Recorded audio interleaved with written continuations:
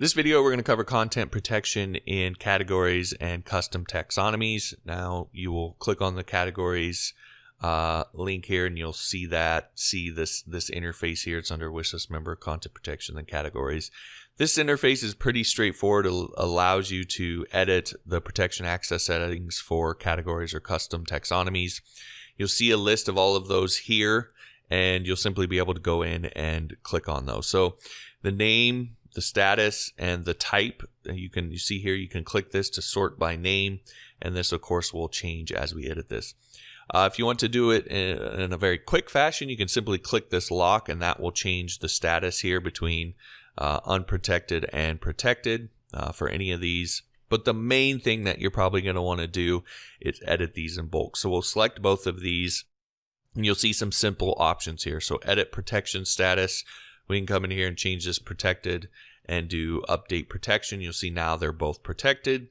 We can come over here, and if we want to add some levels, so let's just add the gold level to both of these. We'll hit add level, and now you see that gold level has been added to both. And then if we wanted to come back in here and remove levels, we could remove gold, and that will remove those levels. And just for posterity's sake, I'll come in here and edit the protection status and change it back to unprotected. So you can see it makes it fairly quick. You could be selecting 2 posts, you could be selecting 100 posts. It doesn't really matter. It makes it really quick for you to come in and edit categories in bulk.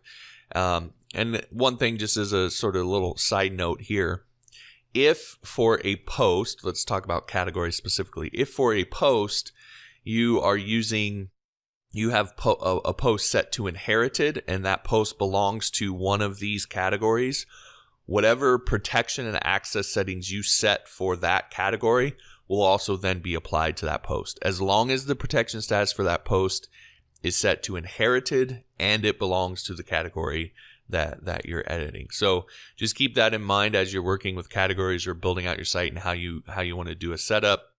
That will potentially affect posts if you're using that sort of setup. So anyway, that is content protection for categories and custom taxonomies.